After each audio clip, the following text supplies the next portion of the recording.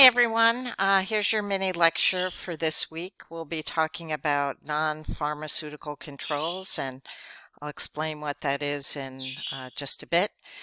This topic is going to take 2 weeks, so this week we'll be covering a variety of non-pharmaceutical controls, and next week we'll be focusing specifically on masks and how the virus is transmitted through the air. So let's get started. So, what do we mean when we use the term non-pharmaceutical controls? Basically, it's any control of the spread of the virus that doesn't involve using medical treatment or vaccines. So these are the things, since we don't have medical treatment yet or a vaccine, it's the things that you've heard over and over again: hand washing, social distancing, disinfecting commonly touched surfaces, and wearing masks. So this week we're going to be focusing mainly on the first three, and next week we'll talk about mask wearing and how the virus is transmitted through the air, which is related to how masks work or don't work. Um, so let's just start first with hand washing. Hand washing, we've heard over and over again. Wash your hands, sing happy birthday twice while you're washing your hands. So why is just washing your hands with soap and water so effective? Well, the important thing is with the virus is that we've seen this virus particle before. The important thing is figuring out how to break this cell membrane here. So when you break the cell membrane, you basically kill the virus and deactivate it and stop it from spreading.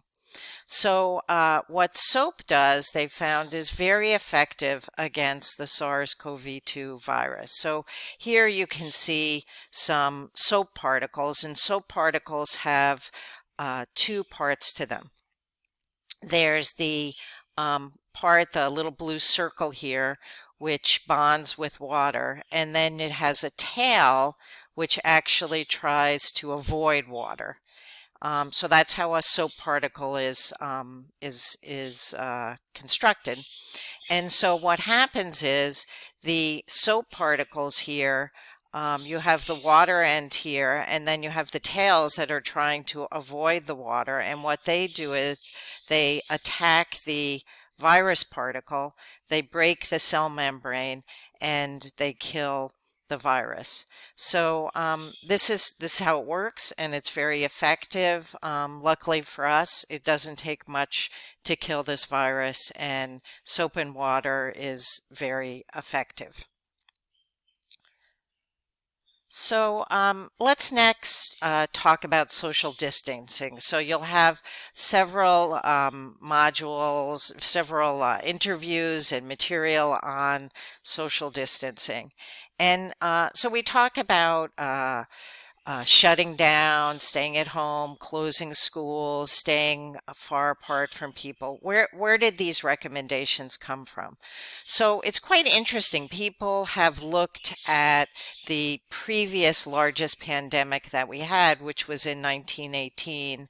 And what they've done is they've studied this pandemic as a natural experiment, and they've looked just like today, there were different states, and different states had different kinds of rules and regulations in response to the pandemic in 1918. So what they've done is they've gone back and they've actually looked at the effect. So those states that closed earlier versus those that didn't, what happened?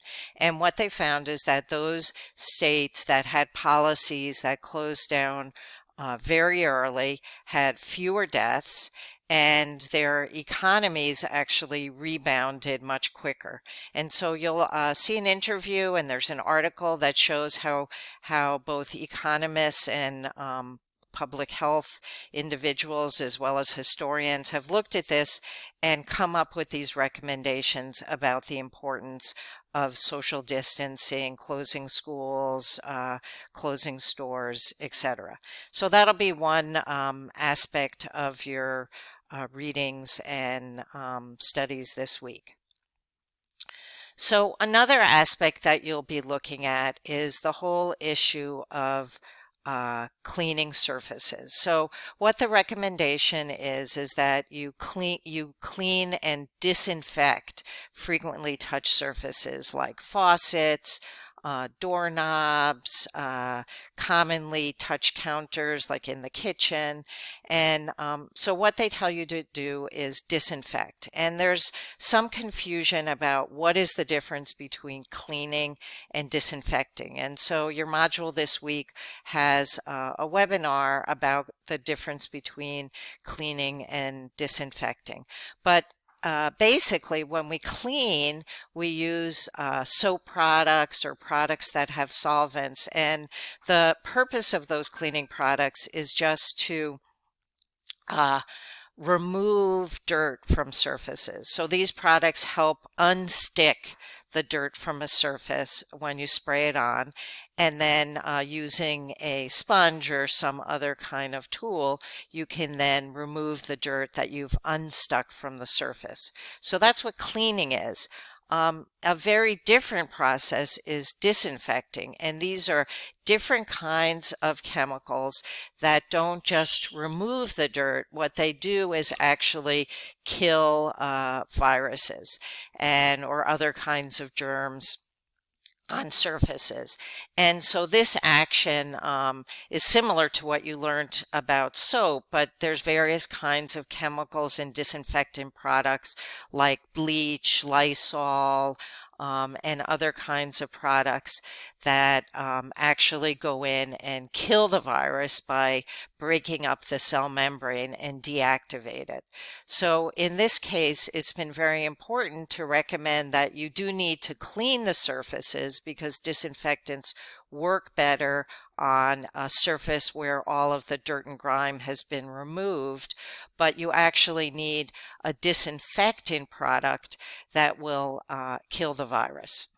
So after in the early days of the outbreak of the pandemic, there was a lot of concern about how important it was to kill these viruses, to kill the SARS-CoV-2 virus, because there was concern that the virus might live on plastic and steel surfaces for up to 3 days. And so there was a big focus on using disinfectant products, and if you went to the supermarket, all of the bleach products and Lysol or Clorox products were completely gone. But more recent research has recognized that maybe this was an overreaction, and that a lot of the studies that were done looking at this use doses of the SARS-CoV-2 that are much higher than the dose that would be present in a normal home. And you see here, this is another picture of, this was a video that actually my own husband sent around to lots of our friends about a doctor showing people how to clean your groceries, and he's wiping off his head of lettuce with bleach products there. So there was a lot of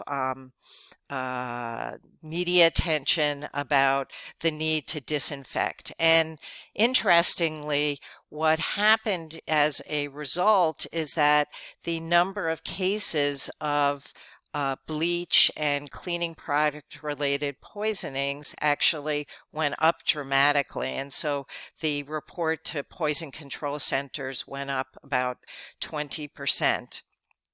So this is actually an area of research that I've been involved in even before the pandemic. We've been looking at exposure to cleaning products amongst people who work as domestic cleaners.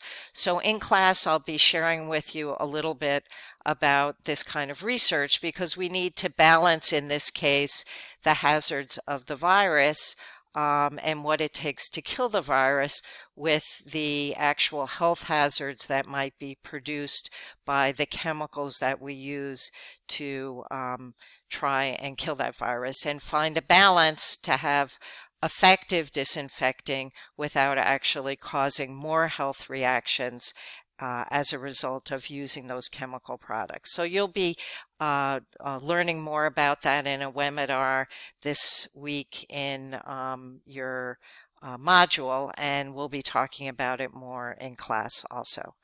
Okay, thanks a lot, and I'll see you next Monday. Bye-bye.